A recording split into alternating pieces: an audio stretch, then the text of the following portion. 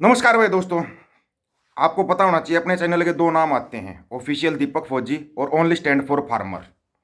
आपको पता है किसान आंदोलन था, तब उसमें पूरे 1 साल तक पूरे सक्रिय रहे थे, पूरा साथ निभाया था। अभी फिर जैसे ही किसान आंदोलन की घोषणा होती है, नए नए नेता बनने शुरू हो जाते हैं कि मैं नेता बनूंगा, मैं नेता बनूंगा।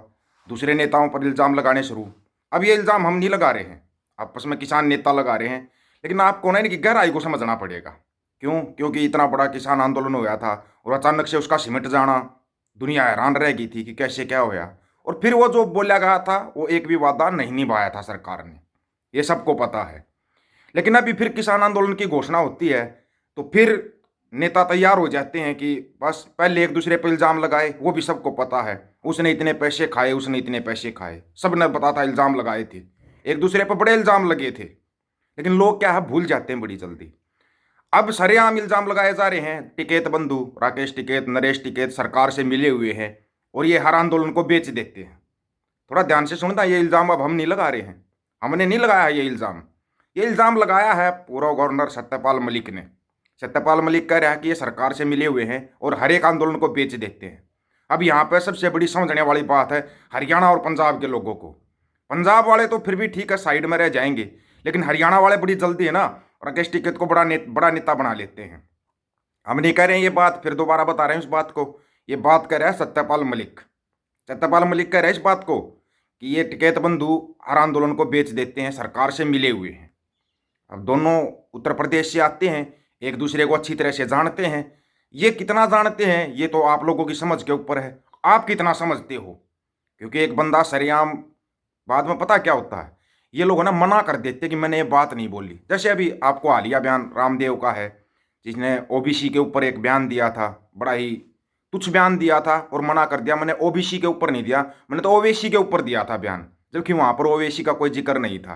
लेकिन मीडिया है इस तरह से बातों को घुमा देती है, हमारे लोग समझते हैं हाँ यही किया होगा। सतपाल मलिक की आवाज सुन लेना पहले। ये है 20,000 उसकी कंपनी में इन्वेस्ट हुआ है बाहर से। उसका जो सोर्स वो आज तक नहीं पता, मुझे अंदाज है, मुझे मालूम भी है, पर मैं वो बोलूंगा नहीं।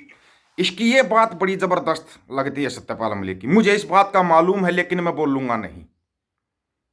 इस बात का मेरे को पता है लेकिन मैं बोलूंगा नहीं। फिर कब बोलेगा भाई? कब बोलेगा? जब तेरे को मालूम है कि ये सब हो रहा है और फिर ये कह देता कि मैं बोलूंगा नहीं। जैसे इसने पुलवामा के ऊपर बोला था, मेरे को पता था लेकिन मैंने बाद में बोला नहीं, मैंने उस समय पे क्यों नहीं बोला उस समय पे? यहाँ पर ना क्यों बहुत जरूरी होता है। चलो कभी सत्यपाल मलिक से आमना सामना होगा तो पूछेंगे क्या आपने सरेआम बोला है कि राकेश टिकैत नरेश टिकैत आंदोलन को बेच देते हैं? किस आधार पर बोला है? क्या कोई सबूत है? सबूत है कोई? समझना थोड़ा अपने उससे, क्योंकि सबको पता आंदोलन में भी गड़बड़ हुई थी, हर एक आंदोलन में गड़बड़ होती है, हर एक आंदोलन में। उत्तर प्रदेश से भी बहुत बार आवाज उठी थी कि हम टिकैत बंधुओं को नहीं बुलाएंगे अपने किसी आंदोलन में। इस बात का भी सबको पता है। सबसे पहले तो ना पहलवानों वाला, पहलवानों का जो आंदोलन हुआ था सबको पता है। उसके अंदर पहलवान मेडल पाने के लिए चल दिए थे कि हम गंगा में मेडल फेंक आएंगे, उस बात का भी पता है। वो मेडल नरेश टिकैत ने ले लिए थे, इस बात का भी सबको पता है। हमने भी बोला था कि गलत हाथों में मेडल चले गए थे, तो लोगों ने बोला कि फौजी ऐसे नहीं बोलते, किसान नेता हैं, वो बात को सिमटवाएंगे। लेकिन उस बात का अभी खुलासा हो रहा है, किस टाइम पे हो रहा है? जब किसान आंदोलन चल रहा है। थोड़ा ध्यान से सुनना भाई इस बात को, ठीक है? सत्यपाल मलिक साहब क्या कह रहे हैं। महिला पहलवानों ने अब उनके खिलाफ दूसरे पहलवानों को खड़ा किया जा रहा है, उनको बदनाम करने के लिए कि उनकी वजह से कुश्ती के को नुकसान हो रहा है। नहीं, वो गलत कह रहे हैं, उनकी वजह से कुश्ती को फायदा हुआ, कुश्ती की तरफ देश के लोगों का ध्यान गया है और वो बहुत अच्छा परफॉर्म करने वाली लड़कियां हैं। उनको कहा जाना चाहिए कि नहीं घबराओ मत, परफॉर्म करो, हम तुम्हारे साथ हैं। उन्होंने अपने पुरस्कार लौटा दिए, अवार्ड लौटा दिए। मैं तो उनको उनको उनको कहलवाया है कि ये पुरस्कार इनके बाप के नहीं है, तुमने जीते हैं अपनी मेहनत से, क्यों लौटाते हो? लड़ो इनसे, हम तुम्हारे साथ हैं। ये जब पुरस्कार गंगा में बहाने जा रही थी तब नरेश टिकैत नाम के एक किसान नेता होते हैं, वो उनको समझा अब बुझा सुन के लेना। ले गए गृह मंत्री जी के पास। अब उनका अता पता नहीं है, वो कुछ क्या कर रहे हैं सुनाई नहीं पड़ता। असल में टिकैत बंधु यही करते हैं, उनके जाल में इनको आना नहीं चाहिए था। उन्होंने इनके सारे आंदोलन को बेच लिया। किसको बेच दिया? मोदी सरकार को। सरकार को बेच दिया और क्या। जिस वक्त वो आंदोलन वापस कराया है अमित शाह के यहाँ जाके, तब तो वो अपनी पीक पे था, ताकत में था। अब इनकी कोई लोग सुनवाई नहीं करते कि छोड़ो यार, ये तो पता नहीं कब समझौता कर लें। था, ताकत में था। किसको बेच दिया? मोदी सरकार को। टिकैत बंधु यही करते हैं, उनके जाल में इनको आना नहीं चाहिए था। उन्होंने इनके सारे आंदोलन को बेच लिया। सरेआम बोल रहा है बंदा कि टिकैत बंधु ऐसे ही करते हैं। छोटी बात नहीं है ये, कोई सोच रहा हो कोई छोटी सी बात बोली है। गवर्नर इसकी बात आप बड़े ध्यान से सुनते हो। ये कभी पंजाब में जाता है, कभी हरियाणा में जाता है। अभी ये बोल रहा है कि अभी किसान आंदोलन होगा तो उसमें मैं अपनी पूरी ताकत लगा दूंगा। कौन सी ताकत लगाएगा भाई, एक बार पहले तो ये बता, कौन सी ताकत लगाएगा? अब यहाँ पे ना आंखें खोलने की ज़रूरत है, आंखों को खोलने की ज़रूरत है। ये बंदा अब सरेआम, पहले इसने टारगेट किया राकेश टिकैत नरेश टिकैत को कि टिकैत बंधु ऐसे ही करते हैं, आंदोलन को बेच देते हैं। फिर ये दूसरे किसान नेताओं को टारगेट नहीं करेगा। आप क्या सोच रहे हो? करेगा, करेगा, क्योंकि इसको बड़ा नेता बनना है और ये इसी उसमें लगा हुआ है।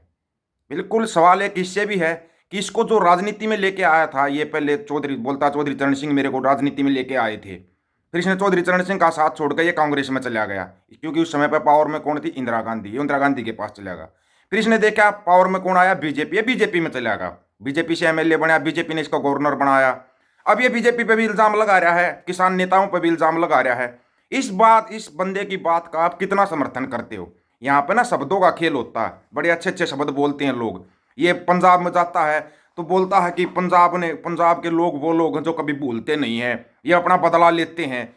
ये भड़काने वाली बात नहीं तो कौन सी बात बोली थी इसने? उसके बाद जैसे ही पंजाब से ये वापस आता है तो बोलता है कि इंदिरा गांधी ने ठीक किया था। ये उन बातों को भी मना कर देता है। ये मतलब दरबार साहब के अटैक को ठीक बताता है, फिर वापस आने के बाद बताता है। पंजाब में ये जब गया था तब भी बोला था कि पंजाब के लोगों सावधान होना, नए नए नेता मिल रहे हैं आपको। अब ये हरियाणा में सेटल होगा, हरियाणा का बड़ा नेता बनना चाहेगा। भाई उत्तर प्रदेश में बन लेना, क्योंकि उत्तर प्रदेश के लोग इनकी नस नस से वाकिफ हैं, चाहे वो टिकैत बंधु हो चाहे सतपाल मलिक हो, इनकी नस नस से वाकिफ हैं। आज लोगों को लगेगा कि ये कौन सी, क्योंकि हमारा काम है लोगों को पहले आगाह कर देना लोगों को कि बच जाना, खेल दूसरे टाइप का चल रहा है। और ये 2024 का चुनाव है, तो अगर आपको इस चुनाव में आंदोलन करना भी है तो सीधी सी बात है, आंदोलन के अंदर बंदी सिंहों की रिहाई शामिल होनी चाहिए। सबसे पहला पॉइंट अपना ये होगा कि बंदी सिंह, यही मौका है आपके पास, और मौका नहीं है। क्यों? उसके बाद तो फिर और नेता आएंगे, हम बंदी सिंह को रिहा कराएंगे, वो सरकार बना लेती है पंजाब के अंदर। पंजाब के लोगों को समझ में नहीं आता। समझो आपका अपना कौन है और पराया कौन है। यही हरियाणा के साथ हो रहा है, किसी को भी नेता बनाते हैं वो पार्टियों की तरफ भाग जाता है। हरियाणा के लोगों को अपनी आंखें खोलनी चाहिए, क्योंकि हरियाणा और पंजाब एक लड़ने वाली, अड़ने वाली, खड़ने वाली स्टेटें हैं। इन्हीं के साथ खेला जा रहा है। बाहरी लोग आते हैं यहाँ पे नेता बन जाते हैं। क्यों भाई, बार बार क्यों? आपको बोला था ना, इन क्यों का जवाब लेना चाहिए। सतपाल मलिक से पूछो कोई आपके पास क्या सबूत है कि इन्होंने सरकार को आंदोलन बेचा। वैसे अपने पास तो बहुत से सबूत है किसान नेताओं के, कहीं कोई सोच रहा हो, बहुत से किसान नेताओं के, सिर्फ इनके नहीं, बहुत से किसान नेताओं के, क्योंकि हमने आंदोलन में खूब करीब से देखा है इनको। वो एक अलग बात है, लेकिन जिस तरीके से बंदा करे, आप इसकी बात से कितना सहमत और फिर किसको नेता मानते हो आप?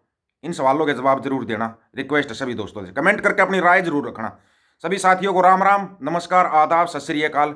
वीडियो को ज़्यादा से ज़्यादा शेयर, चैनल को सब्सक्राइब और बेल आइकन को जरूर दबाना दोस्तों।